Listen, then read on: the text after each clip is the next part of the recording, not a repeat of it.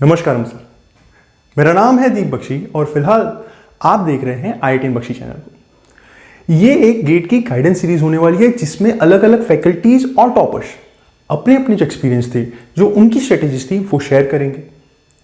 और उन स्ट्रेटेजीज से जो रियल एस्पिरेंट्स हैं, जो कि गेट टारगेट कर रहे हैं और गेट से अपनी अपनी जो ड्रीम्स है, IIT, IISc, NIT, NITI जो भी है वो टारगेट कर रहे हैं, तो उनके वो जो प्रिपरेशन होगी गेट की, उसमें हेल्प होगी, ये मेरी पूरी आशा है। ये चैनल पे ये स्पेसिफिक प्लेलिस्ट में सिर्फ वो सारे वीडियोस ही ऐड होंगे जो कि गेट टॉपर्स और फैकल्टीज, जो कि गेट के फैकल्टीज होंगे, वो अपनी स्ट्रेटेजीज बताएंगे कि कौन कौन सी स्ट्रेटेजीज हैं जो कि बेस्ट टर्न आउट होती हैं एक अच्छे एस्पिरेंट के लिए, फॉर गेट एस्पिरेंट्स। तो in case you are not subscribe to this channel, I would request you to do it now.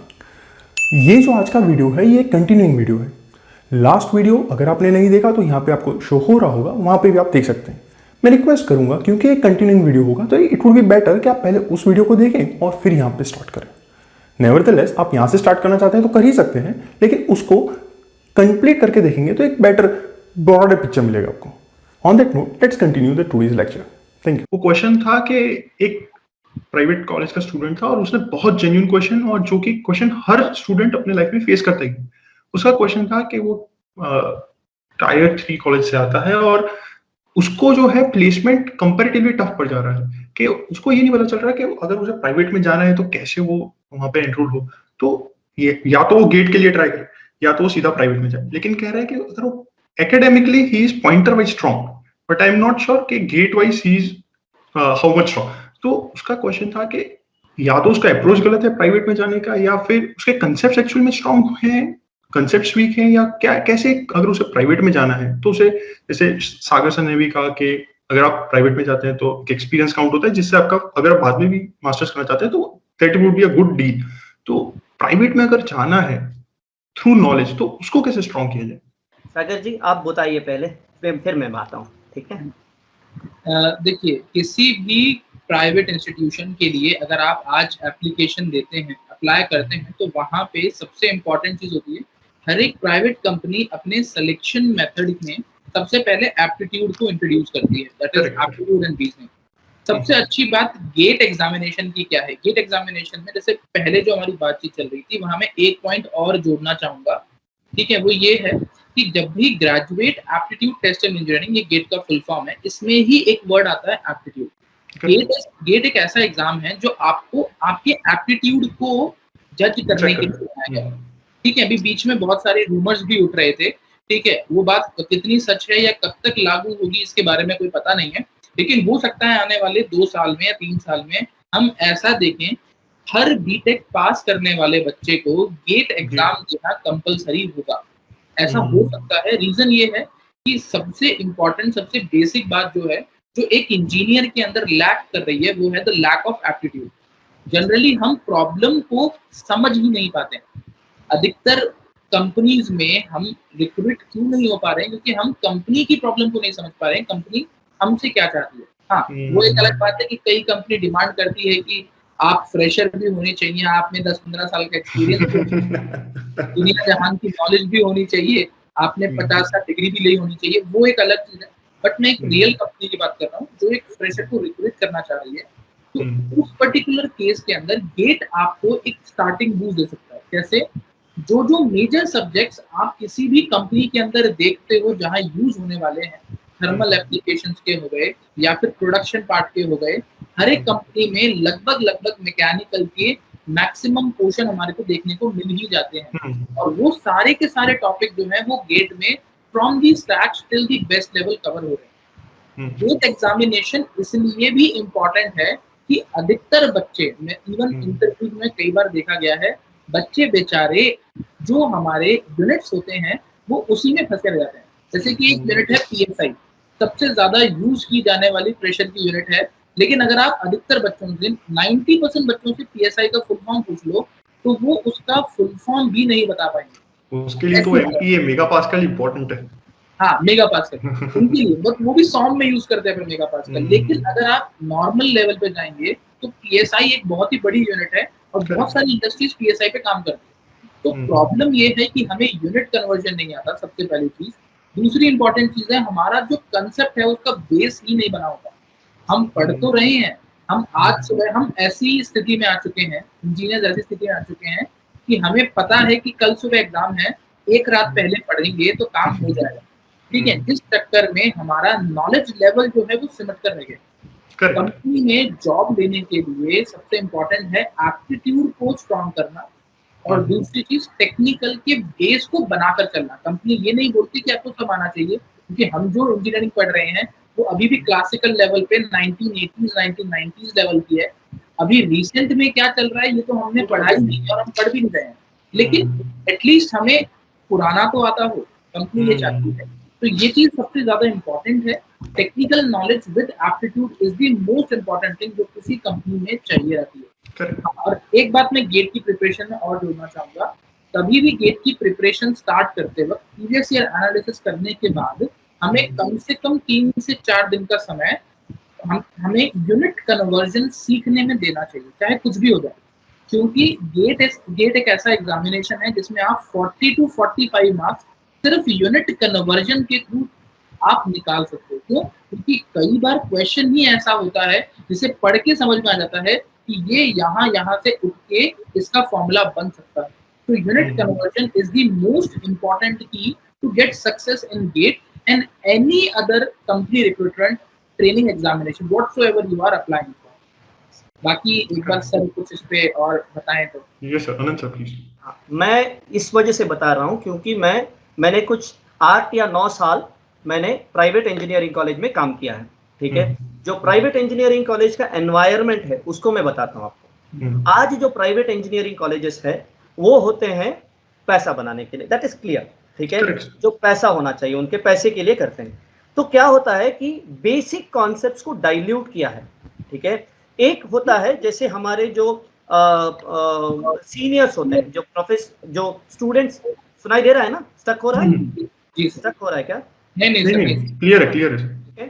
तो हम लोग क्या करते हैं, जैसे मेरे जो फ्रेंड्स, मेरे जो स्टूडेंट्स हैं जो प्लेस हुए हैं, वो देखते हैं अगर इंजीनियरिंग पास होने के बाद वो जाते हैं बड़ी बड़ी कंपनियों में और देखते हैं बड़े बड़े चीजें, बड़ी बड़ी मशीनरी, ठीक है। और उनको ये लगता है कि जो उन्होंने इंजीनियरिंग में किया है वो बहुत गाउन है, ठीक है, बहुत छोटा है।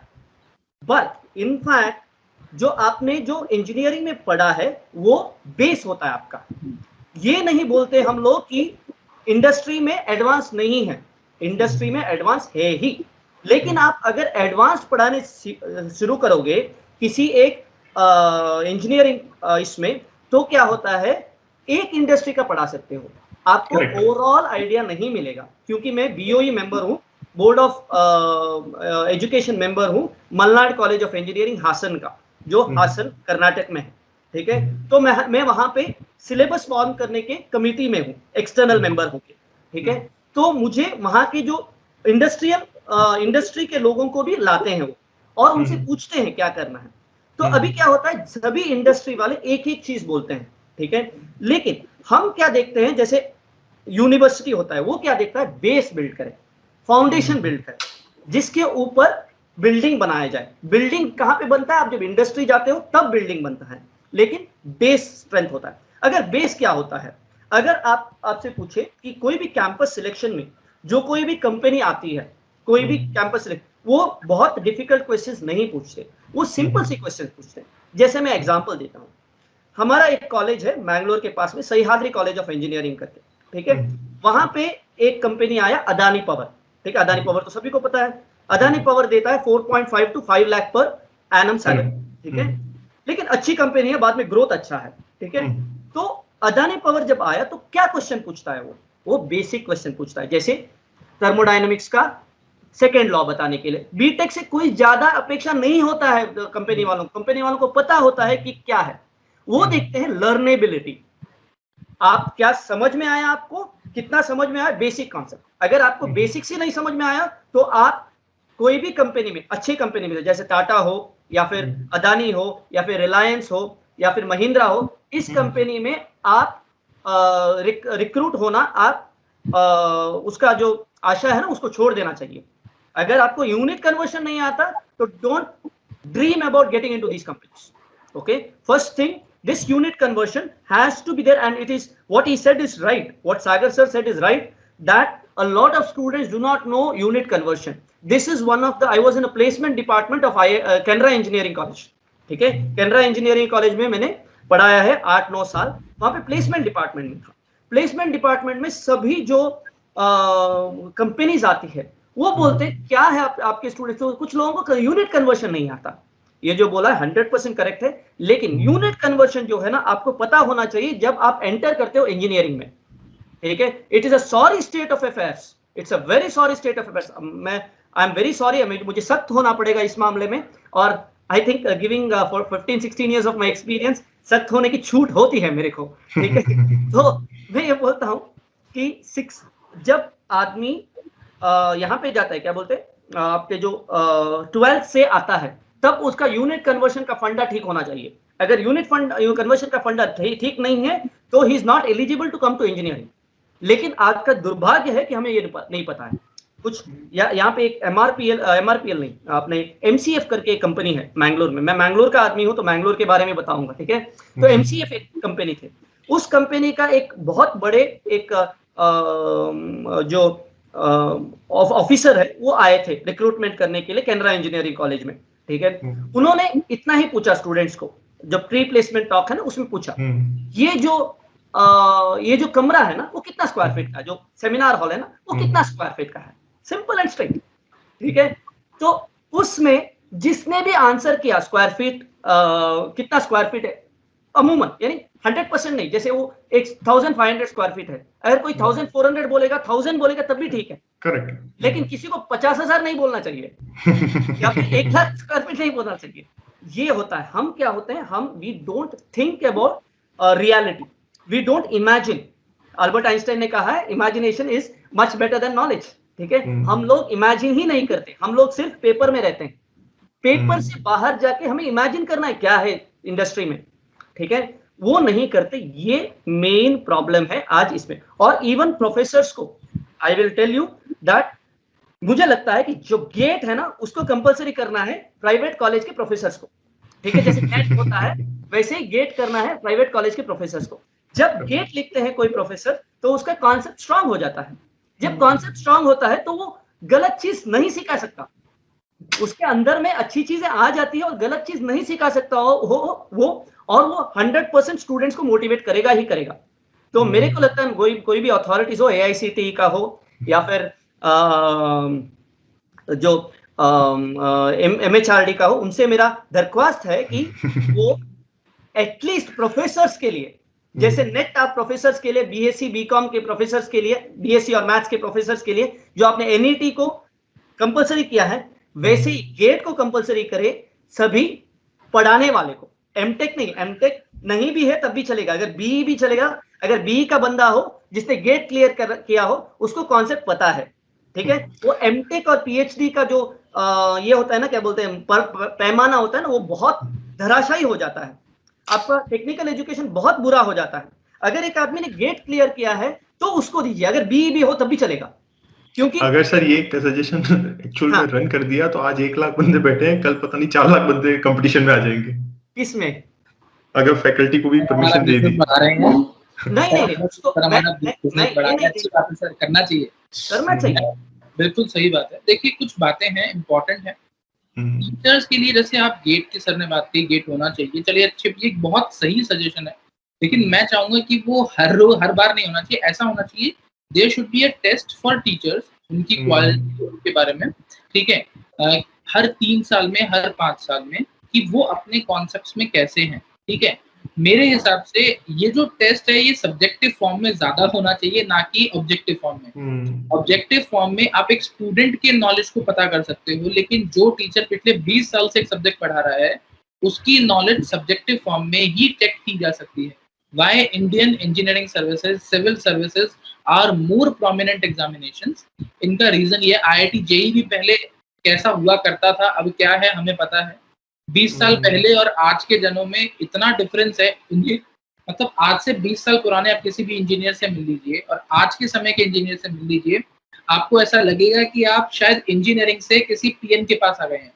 एक इंजीनियर है और एक PN से बात कर रहे हैं, इतना डिफरेंस है. That is the subjective approach. Subjective approach में आप अपने थॉट को बनाते हो, अपनी थॉट को बिगाड़ते भी हो और सामने वाले को तोड़ मरोड़ के एक ऐसा आंसर प्रेजेंट करने की कोशिश करते हो जो वो जल्दी से पढ़ भी पाए, समझ भी पाए, ठीक है, जिसे लेमन लैंग्वेज में समझाना कहते हैं। सो टीचर्स के लिए मेरे हिसाब से गेट से ज्यादा बेटर रहेगा, उनके लिए सब्जेक्टिव एग्जाम होना चाहिए जो कि हर 3, 4, 5 साल में एक बार जब भी चाहे हो। स्टूडेंट्स के लिए गेट कंपलसरी होना चाहिए एज अ पासिंग डिग्री, ठीक है, और उसी के बेसिस पे उन्हें कंपनी में रिक्रूटमेंट का मौका मिलना चाहिए जो एक ज्यादा अच्छा है। इससे ओपन लेवल पे स्टूडेंट्स को ज्यादा बेनिफिट होगा।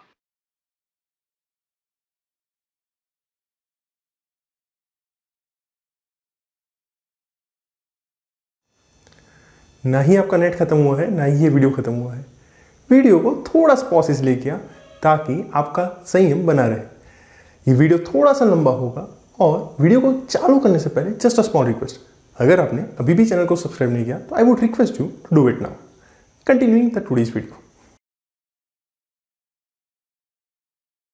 ठीक है, इसमें मुझे कि मान लो अगर 10 लाख बच्चे इंजीनियरिंग करके निकल रहे हैं, सारे गेट का एग्जामिनेशन देंगे तो गेट के पास भी एक अपॉर्चुनिटी बढ़ेगी, उनके पास, बच्चों के पास कई सारे नए ऑप्शंस खुलेंगे। एंड प्राइवेट कॉलेजेस वालों को या फिर प्राइवेट जितने भी कंपनी वाले हैं उनको जा के लोगों को सेलेक्ट नहीं करना पड़ेगा, वो एक पूल बना के वहीं से स्टैंडर्डाइजेशन, काइंड ऑफ स्टैंडर्डाइजेशन हो जाएगा। हाँ, ये मैं बात 100% मानता हूँ आपकी कि जो है ना प्राइवेट इंस्टीट्यूशन, प्राइवेट कंपनीज है ना, वो अगर गेट के थ्रू स्टूडेंट्स को रिक्रूट करना शुरू कर दे तो जो सही एम्प्लॉयज है वो भी मिलेंगे आपको। जो प्राइवेट कॉलेजेस, प्राइवेट कंपनीज है, उनको सही स्टूडेंट्स भी मिलेंगे जिसके बेसिक कॉन्सेप्ट हो, और जो स्टूडेंट जिसके पास अच्छा कॉन्सेप्ट हो वो भी रिक्रूट होगा, उसको भी अच्छा जो अपॉर्चुनिटीज मिलना शुरू हो जाएगा। ये नहीं कि हाँ अपॉर्चुनिटीज मिलेगा उसको, उसका जो उसने जो मेहनत की है अंडरस्टैंडिंग में, उसका तो थोड़ा तो फल तो उसको मिलेगा। आज क्या होता है कॉलेज कंपनीज में रिक्रूटमेंट होता है, जैसे आप अगर मुझे कोई बड़े कंपनीज में जाना है तो रेफरेंस बहुत इंपॉर्टेंट चीज होती है, ठीक है। अगर रेफरेंस नहीं है तो मुझे इंटरव्यू कॉल नहीं मिलेगा, ठीक है। अगर कंपनी में एम्प्लॉय है तो मैं मेरे स्टूडेंट्स को हमेशा बोलता हूं कि अपना लिंक्डइन प्रोफाइल बनाओ और रेफरेंस यानी make it very nice so that you will attract. उसी के लिए सर गुजराती में एक कहावत भी है, ओळखाण है सबसे मोटी खांड, मींस जो अगर पहचान होती है वो सबसे बड़ा रोल प्ले करती है। जस्ट अपॉर्चुनिटी की बात की तो लास्ट क्वेश्चन जो सबसे इंपॉर्टेंट है, जो सबसे स्टार्टिंग में ही कहा था कि लास्ट में डिस्कस करेंगे, उसके ऊपर बात कर लेते हैं कि opportunities apart from PSU GATE क्या हो सकती है, मींस क्या ऐसे अच्छी अपॉर्चुनिटीज कौन सी है गेट के थ्रू। सर ने बताया पहले ही, मैं एक एक बार स्टेप बाय स्टेप बोलता हूं। जैसे बेस्ट होता है आईआईटी एमटेक मेरे ख्याल से, ठीक है। मैं पीएसयू को फर्स्ट प्रेफरेंस नहीं देता, क्यों, उसके बहुत से रीजंस है, I will not say that now, okay. पहला होता है आईआईटी एमटेक, ठीक है। आईआईटी एमटेक के बाद होता है आईआईटी एमएस मेरे ख्याल से, ठीक है। उसके बाद होता है पीएसयू, ठीक है।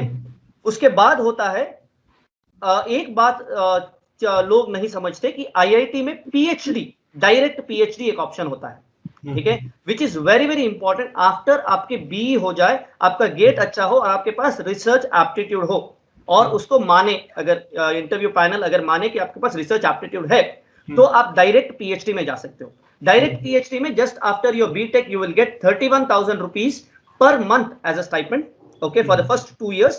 After that, for the rest 3 years, you will get 35,000 rupees per month. और एक चीज है जो लोग नहीं जानते, ये होता है PMRF, prime ministers research fellowship. इसको बहुत से लोग नहीं जानते। इसका पैमाना होता है कि एक आदमी को, जो स्टूडेंट पास होता है, उसका 8 सीजीपीए होना चाहिए बीटेक में। Just to cut you short here, sir. We have made this video in great depth. It is going to be uploaded next week. So very nice, very nice. So PMRF के बारे में उस video में आप refer कीजिएगा sir. अब यहाँ पे एक लिंक डाल दीजिएगा जब भी आ जाए, जो ऊपर आपका जो ये होता है ना वहाँ पे इसमें, तो अगर आप डाल दोगे तो पीएमआरएफ के बारे में पता चलता है। उसमें 70,000 कुछ 70 to 80,000 वेरी 70 to 80,000 का आपका स्टाइपेंड होता है पर मंथ, ठीक है। और हाँ, और इसके बाद जो है ना, हम लोग समझते हैं कि पीएचडी करते हैं सिर्फ ये होने के लिए, क्या बोलते हैं, प्रोफेसर होने के लिए। नहीं है। All over the world 90% of the PhDs do not gate A professor post. They go into industry. आज क्या होता है, इंडस्ट्री का नेचर चेंज हुआ है। पहले क्या होता है, इंडस्ट्री होता था मुंडेन जॉब के लिए, मुंडेन या रिपीटेटिव जॉब्स होते हैं, जैसे ये हो गया क्या बोलते हैं उसको, प्रोडक्शन प्लानिंग हो गया, या फिर कंट्रोल ये हो गया क्या बोलते हैं उसको, जैसे क्वालिटी कंट्रोल हो गया। आज क्वालिटी कंट्रोल हो या फिर प्रोडक्शन प्लानिंग हो, ये सब ऑटोमेशन हो रहे हैं, ठीक है, everything is getting automated. So what should a mechanical engineering do, or what should a company do? They have to innovate. The person who innovates, the company who innovates, only that company will stay in the market. Okay? आज हमारे India में जो ना innovation का जो स्तर है ना वो बहुत कम है compare to other countries. For example, if you consider number of PhDs per million population, okay, India में बहुत ही कम है, बहुत ही कम है, ठीक है, compare to the countries which are having technological advancements, ठीक है। तो PhD जो होता है ना वो होता है इनोवेशंस के लिए। कंपनियां आज बहुत कम है जो लेते हैं, लेकिन बढ़ेंगे। और एक चीज है, बहुत से स्टार्टअप्स के लिए एक कोई भी नया टेक्नोलॉजिकल एडवांसमेंट आपको लाना है, आपके पास कुछ आइडियाज है जो टेक्नोलॉजिकल एडवांसमेट ला सकते हैं, तो PhD is the golden opportunity for such person. Okay, अगर स्टार्टअप आइडिया है, हम लोग सोचते हैं बीटेक के बाद हम लोग स्टार्टअप शुरू करेंगे, मेरे पापा के पास करोड़ों रुपए हैं, तो मैं क्या करूं, थोड़ा रुपए लेके पापा से मैं ये शुरू करूं, अगर एक आदमी के पास है तो, ठीक है। तो वहां पे क्या होता है, वो सक्सेस होने की चांसेस बहुत ही कम होते हैं। लेकिन आप वो डायरेक्टली आपका जो टेक्नोलॉजिकल आइडियाज है उसको आप गेट लिखो और उसके बाद आप जाओ IITs में, जैसे मेंटरशिप होता है आपका IIT अलुमनाई के साथ और IIT प्रोफेसर्स के पास, इंडिया में कहीं पर भी ऐसा मेंटरशिप कहीं नहीं मिलेगा, ठीक है। तो ये इंपॉर्टेंट है कि आप अगर स्टार्टअप्स करोगे तो गेट लिखो और गो टू IITs। और IIMs भी बहुत अच्छी चीज है, लेकिन IIMs जो मिलता है वो बहुत कम लोगों को मिलता है और कंपटीशन बहुत फियर्स होता है। गेट जो होता है ना, जैसे कैट होता है, कैट और गेट का स्ट्रेंथ आप एनालाइज करो तो CAT at least 10 times tougher than GATE होता है, ठीक है, with very less efforts comparatively. GATE में भी बहुत एफर्ट्स लगते हैं, लेकिन comparatively less efforts a person can get into IITs rather than IIMs, ठीक है। तो वो बात होती है, स्टूडेंट्स को समझना पड़ेगा। सागर सर, ठीक है, सर ने काफी सारी चीजें बताई, बहुत डीप लेवल में सर ने बातचीत करी। अब कुछ बातचीत इसमें मैं भी जोड़ना चाहूंगा। देखो, गेट एग्जाम देने के आपको बहुत सारे बेनिफिट्स मिलते हैं, कई सारी आइडियोलॉजीज आपके लिए खुल जाती हैं, जैसे कि गेट एग्जाम की वैलिडिटी। देखिए, ऐसा भी है, कई बार ऐसा होता है कि हम लोग गेट एग्जामिनेशन अभी दे रहे हैं, we got a very good score, हमारा स्कोर 60-70 मार्क्स के आसपास आया, हम लोग अब आगे सोच नहीं पा रहे हैं, और कई लोग चाहते हैं कि हम लोग एमटेक वगैरह के लिए अप्लाई नहीं करें, और PSU हमें उस समय मिल नहीं रहा है। बहुत बार ऐसा होता है। तो लोग जनरली क्या करते हैं, किसी प्राइवेट कंपनी में जॉब करना चालू कर देते हैं, स्टडी करना चालू कर देते हैं। तो रिसेंटली मैंने एक ट्रेंड देखा जो कि पिछले 3-4 साल से हो रहा है, DRDO, ठीक है, बार्क, ये जो इंस्टीट्यूशंस है जो कि बहुत ही फेमस इंस्टीट्यूशंस हैं, ये लोग क्या कर रहे हैं, ये उन लोगों को भी कॉल करते हैं, उन लोगों को भी बुलाते हैं जिन्होंने आज से 3-3, 4-4 साल पहले गेट का एग्जामिनेशन क्वालिफाई किया हुआ है। 60+ मार्क्स की इनकी लगभग कट ऑफ रहती है, 60 नंबर से ऊपर हैं तो आप डायरेक्ट इंटरव्यू के लिए एलिजिबल हो जाते हैं। तो ये एक बहुत अच्छा ऑप्शन है जो गेट के थ्रू आपको मिलता है, कि अगर आपको लगता है कि अभी इस साल पार नहीं पड़ी, स्कोर अच्छा है, तो आप अपने स्कोर को रख के आगे भी यूटिलाइज कर सकते हैं। और ये जनरली PSUs में बार्क एंड अगर हम देखें तो DRDO के साथ आपको मिल जाएगा, प्रीवियस ईयर में आप सर्च करेंगे तो। दूसरी सबसे अच्छा फायदा हमें मिलता है, गेट के स्कोर की वैलिडिटी ज्यादा होने का बेनिफिट 3rd ईयर के स्टूडेंट्स को मिलता है, कि वो इस साल गेट लिख के नेक्स्ट ईयर अपने आप को पहले से ही प्रीडिफाइन कर सकते हैं कि हाँ भाई चलो, मेरे ऊपर से एक बर्डन हट गया, घर वालों को बता दिया कि भाई एमटेक के लिए मैं एनरोल हो जाऊंगा IIT में या किसी भी कॉलेज में, तो मुझे 1 साल होगा आपके पास, जो नेक्स्ट 1 ईयर मिला है, आप उसमें अपने आप को एक्सप्लोर कर सकते हो, नई चीजें सीख सकते हो, and now you can build yourself for the upcoming job और फॉर द अपकमिंग एमटेक। ये सबसे बड़ा बेनिफिट जो 3rd ईयर स्टूडेंट्स के लिए गेट के थ्रू रहता है। तीसरी बात अगर हम लोग देखें, आपको जो यहाँ से बेनिफिट मिलता है PhD का, डायरेक्ट PhD के बारे में सर ने बता ही दिया। डायरेक्ट PhD के लिए एक रिक्वायरमेंट रहती है कि आपका जो CGPA होना चाहिए that should be more than 8। अगर वो नहीं Correct. है तो आप डायरेक्ट PhD में अप्लाई नहीं कर पाएंगे, चाहे कैसे भी कर लीजिए। तो उसके लिए फिर जरूरी यही है कि आप MTech करके PhD पे ही जाए, ठीक है। MTech करके PhD में जाना एक ज्यादा अच्छा ऑप्शन रहता है। रीजन वाइज ये है कि बहुत सारे इंस्टीट्यूशंस, इवन अगर आप कई सारी कंपनीज की भी बात करोगे, वो ये चाहेंगे कि आपके पास एटलीस्ट एक रिसर्च डोमेन हो जिसमें आपने पहले किसी और को स्टडी किया है। MTech में जनरली हम किसी और को स्टडी करने की ज्यादा कोशिश करते हैं, और PhD में हम फिर उसी स्टडी को या फिर किसी नई स्टडी को एक नए लेवल पे लेके जाते हैं। तो हमने एटलीस्ट पहले किसी चीज को अच्छे से पढ़ा है, जो रिसर्च डोमेन है, ठीक है, जो हमारा फील्ड ऑफ एक्सपर्टाइज है, वो हमारे लिए खुलता है। इससे research and development wing R&D, जो कि जनरली बीटेक में आपको नहीं मिलेगी। अगर आप किसी भी टेक्निकल इंस्टीट्यूशन में आप आज भी जाते हैं, किसी भी कंपनी में जॉब करते हैं, आपका मन है कि मेरे को काम करना है सपोज प्रोडक्शन के अंदर, लेकिन जरूरी नहीं है आपको प्रोडक्शन मिले। हो सकता है आपको वो सेल्स के काम पे बैठा दे कंपनी, चाहे वो कंपनी टेक्निकल ही हो। लेकिन अगर आपके पास MTech या PhD है, तो आप वो किसी भी ऐसे डोमेन में नहीं डाल सकते जो कि आपके प्रोफाइल से मैच नहीं करता। तो ये एक गेट का बहुत बड़ा बेनिफिट है जो आप MTech करके निकाल सकते हैं। नेक्स्ट अगर बात की जाए तो नेक्स्ट बेनिफिट हमें ये मिलता है गेट के थ्रू। अगर आप 90 percentile is not a very good score. अगर आप बात करें 90 परसेंटाइल, आपको नियरली 50 से 55 मार्क्स अबव मिल जाती है, लगभग 90-95 परसेंटाइल। अगर आप इतने परसेंटाइल क्रॉस कर लेते हैं 90 परसेंटाइल गेट के अंदर, तो आप कई सारी फॉरेन यूनिवर्सिटीज में एप्लीकेशन भर सकते हैं, ठीक है, डायरेक्ट जा सकते हैं। जैसे टेक्निकल यूनिवर्सिटी म्यूनिक, TU है, TU Asia, technical university Asia के जो उनके सेंटर्स हैं, वहां पर बिना कोई एग्जामिनेशन लाइक आइल्स, टॉफल ये देने की आपको जरूरत नहीं पड़ेगी। आप डायरेक्ट गेट के बेसिस पे अपने रिसर्च प्रपोजल को वहां भेज सकते हैं। बाकी SOP वगैरह वो तो आपका लुकआउट रहता है, लेकिन हाँ, आप एलिजिबल हो जाएंगे सिर्फ गेट देकर। तो ये एक बहुत बड़ी अपॉर्चुनिटीज हैं। इसमें लगभग 7 से 8 कॉलेजेस हैं जो आप इसमें ले सकते हैं। सर कुछ कहना चाहते हैं? हाँ, मैं इसलिए कहना चाहता हूँ क्योंकि मेरा पावर गया है यहाँ पे, तो 2 पॉइंट करके मैं जाता हूँ, ठीक है। पावर आ जाए तो डिफरेंट बात है, ठीक है। तो 2 पॉइंट है। एक JRF जूनियर रिसर्च फेलो, इसको हम इंपॉर्टेंस नहीं देते। जूनियर रिसर्च फेलो ये होता है कि 31,000 रुपीज पर मंथ ये सैलरी मिलता है HRA के बाद। ये होता है सभी CSIR लैब्स में, ठीक है। इवन IITs NITs और प्राइवेट कॉलेजेस में, ठीक है। प्राइवेट कॉलेजेस में अगर किसी आदमी को यानी किसी प्रोफेसर को ग्रांट मिलता है बार के थ्रू, DST के थ्रू, ऐसे जो बहुत बड़े फंडिंग ऑर्गेनाइजेशन, उनसे फंडिंग मिलता है, तो उनको मिलता है JRF का रिक्रूट करने का फ्रीडम मिलता है उनको, जो हेल्प करते हैं रिसर्च में। अगर JRF अगर आदमी करता है तो one of the most advantage is that he can get directly into a research company, specially DRDO या फिर ISRO से अगर आप JRF करोगे तो वहां पे क्या होता है, बहुत से एंसिलरी कंपनीज होते हैं। जैसे अगर DRDO ने बनाया से अग्नि मिसाइल बनाया, तो अग्नि मिसाइल के जो सारे कंपोनेंट्स है वो DRDO नहीं बनाता, उसको बनाते हैं बहुत से एंसिलरी कंपनीज, ठीक है, जिसको DRDO आउटसोर्स करते हैं।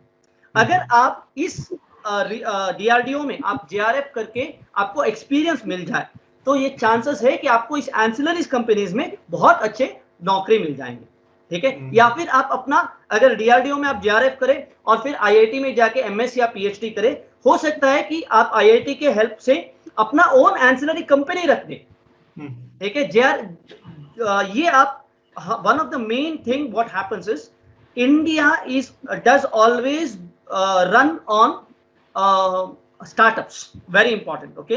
जब तक किसी भी नेशन में, किसी भी कंट्री में इनोवेशन नहीं होता, तब तक वो कंट्री नहीं बढ़ेगा। हमारे पास प्रोडक्ट ही नहीं, हम सर्विस करते रहेंगे। हम क्या, हम लोग सब, हमारा पूरा का पूरा इंडस्ट्री सर्विस बेस्ड है। हमने क्या इनोवेशन किया recently? Not much of innovations in terms of, हाँ हुए हैं, ये नहीं कि नहीं हुए हैं, लेकिन जैसे हमारे पॉपुलेशन का कैपेबिलिटीज है, इतना बड़ा पॉपुलेशन है हमारा, कैसा इनोवेशन करना चाहिए था हमें, लेकिन नहीं कर पा रहे हैं। क्यों नहीं कर पा रहे? क्योंकि हम लोग उस तरफ ध्यान नहीं दे रहे हैं। हम लोग एम्प्लॉय बनने के सपने देखते हैं, ना कि कुछ बनाने की, ठीक है। तो मैं बोलता हूं कि अगर DRDO में JRF का पोजीशंस ले जाए, ठीक है, उसके थ्रू आप IITs में, अगर उसके बाद IITs में आप अगर क्योंकि JRF अगर आपके पास थोड़े लेस मार्क्स भी है तो भी चलेगा, आपको मिल जाएगा वो, ठीक है। उसके बाद अगर अच्छा करके IITs में MS MTech कीजिए और वहां पे स्टार्टअप्स करने की सोचिए आप, ठीक है। उससे आपको बहुत से ये मिलते हैं और IITs में स्टार्टअप के लिए आपको एक पैसा नहीं देना पड़ेगा, सब कुछ आप गवर्नमेंट के थ्रू दे सकते हो, ठीक है। Sorry to interrupt you sir again here, but ये वीडियोस JRF के हम बनाते हैं और जो भी वैकेंसीज होती है JRF की, जितनी भी IITs में जो मेजर अच्छी वैकेंसीज है वो भी हम चैनल पे पोस्ट करते हैं, तो वो भी डिस्क्रिप्शन में डाल दूंगा। उसके जो बेनिफिट्स है, उसका जो प्लेसमेंट है स्टेटस, प्लेसमेंट स्टेट्स उसका इतना अभी ग्लूमिंग नहीं है मेरे ख्याल से, लेकिन हाँ उसका कन्वर्शन PhD के अंदर अगर आप JRF की वैकेंसी देखेंगे तो उसमें क्लियर कट मेंशन कर देते हैं कि this program can be converted to PhD। तो अगर आप PhD को टारगेट कर रहे हैं तो JRF is a good option, और in most of the cases JRF they do ask for the GATE score, so yeah, in that can be a one possibility। JRF GATE के through ही होता है ज्यादा, तो मेन चीज है बहुत से लोग गेट को जो है ना इतना मायने नहीं सोचते जनरली। यहाँ के कर्नाटक कुछ एरियाज है जैसे नॉर्थ इंडिया हो गया, आंध्र प्रदेश हो गया, वहां पे बहुत से कॉन्सेंट्रेट करते हैं गेट में, लेकिन आप देखोगे महाराष्ट्र हो गया या फिर आपका गुजरात भी उतना ज्यादा नहीं है, और कर्नाटक केरल में भी बढ़ रहा है। तो कुछ लोग कुछ प्लेसेस में गेट का जो प्रिपरेशन है वो सोचते हैं कि उससे होगा नहीं, ये नहीं है। अगर आप गेट का प्रिपरेशन भी करोगे, okay, just you go through the preparation, go through coaching, your subject knowledge is increased, okay, your career prospect is increased। So gate is not just for clearing gate, do not think just because you cannot clear gate you should not prepare for gate, because you prepared for gate lot of other avenues will open up whether you clear gate or not clear gate। So every student who is doing engineering has to write gate with full preparation, okay। Very important that everybody irrespective of the marks, some people might have 50% marks, 5 CGPA हो सकता है इसका, 5 point someone हो सकता है कोई भी, ठीक है। अगर 5 point someone भी हो, वो भी जो है ना वो गेट कोचिंग लेके गेट एग्जाम लिखना है। क्यों गेट लिखना है, इसका मेन इंपॉर्टेंस होता है क्योंकि you can prove yourself that you are good, ठीक है। हो सकता है कि जो सिस्टम है ना उसमें कोई खराबी हो कि आपको सिर्फ 5 पॉइंट मिले, ठीक है। सो आप रेबेल बन सकते हो कि मेरे पास सिर्फ 5 पॉइंट्स है, लेकिन मैं एग्जाम नहीं, मुझे एग्जाम अच्छा नहीं लगता, लेकिन मुझे इंजीनियरिंग कॉन्सेप्ट है। इसको कैसे प्रूव करोगे? आप निकाल लो सिंगल डिजिट रैंक है। बहुत से लोग जो बहुत कम मार्क्स है, जिसके पास बहुत बैकलॉग्स होते हैं, वो सिंगल डिजिट रैंक लेकर आते हैं, बहुत से लोग, ठीक है। तो ये आप पॉइंट प्रूव करने के लिए कि आप अच्छा इंजीनियर हो, इसके लिए जो आदमी के जिस स्टूडेंट के पास बहुत अच्छा CGPA ना हो वो गेट लिखे, ठीक है। All the best. Yes, thank you sir. Thank you Sagar sir, final closing statement में मैं बस इतना सा ही कहना चाहूंगा कि आप जरूरी नहीं है कि you are only preparing for GATE, आपका टारगेट स्पेसिफिक होना चाहिए अपनी लाइफ के अंदर, and it is very much important being an engineer. And जो भी आप अगर अभी पास आउट होने वाले हैं या हो गए हैं, अपने लाइफ के डिसीजन सबसे पहले लें। दूसरी चीज है, being an engineer GATE is one of the most important examination जहाँ पे आप अपने आप को नाप सकते हैं। एटलीस्ट आप ये देख सकते हैं कि आप इंडिया लेवल पर, ऑल इंडिया लेवल पर कैसा परफॉर्म कर रहे हैं, या आपके कॉन्सेप्ट्स ऑल इंडिया लेवल पर कैसे हैं। Even many of my IITian friends, कई सारे IITian फ्रेंड्स भी हैं, वो लोग सिर्फ गेट इसीलिए देते हैं कि एटलीस्ट उन्हें ये पता चले कि मार्केट के हिसाब से हमारी रैंकिंग क्या है, हमारी स्ट्रैटेजी क्या है, और हम किस लेवल पर परफॉर्म कर सकते हैं, ठीक है। गेट एक बहुत ही बेसिक लेवल का एग्जामिनेशन है जो आपको आपके कैरियर में बूस्ट दे सकता है, ठीक है। और इस एग्जामिनेशन को देकर आप अपने आप को जस्टिफाई कर सकते हैं, एटलीस्ट अपनी डिग्री को तो जस्टिफाई कर ही सकते हैं कि चलो भाई, छोले देकर हमने अपनी डिग्री नहीं ली है, गेट तो दिया। क्योंकि हाँ, जरूरी नहीं है गेट देते वक्त, जैसे थर्ड ईयर का स्टूडेंट होता है, मैं जनरली थर्ड ईयर के स्टूडेंट को नहीं कहता हूँ कि वो कोचिंग करे, मैं चाहता हूँ आप पहली बार हर एग्जामिनेशन अपने आप दीजिए। थर्ड ईयर में जितने भी बच्चे हैं, मैं चाहूंगा वो हर बच्चा एग्जाम दे, एटलीस्ट एग्जाम देकर वो अपने 3 साल की समरी निकाले, और फिर कोचिंग करना चाहता है नहीं करना चाहता है वो उसकी विषय। हमें पहली बारी में समझ में आ जाता है, अगर हमारे नंबर 10 नंबर भी नहीं आ रहे हैं, 4 नंबर भी नहीं आ रहे हैं, तो हमें समझ में आ जाता है कि ये डगर हमारी नहीं है और यहाँ पे हम बापू के पैसे ही फूकेंगे। तो वो चीजें समझनी है। और तीसरा साल आपके लिए बहुत ज्यादा इंपॉर्टेंट होता है, तो थर्ड ईयर में अपने आप को मेंटेन कीजिए और कोशिश कीजिए कि एटलीस्ट थर्ड ईयर में गेट देकर अपना एक रास्ता निकाल लें और फिर आगे अपनी प्रिपरेशन को बढ़ाएं। So this is all from my side. Thank you. Thank you very much. Thank you.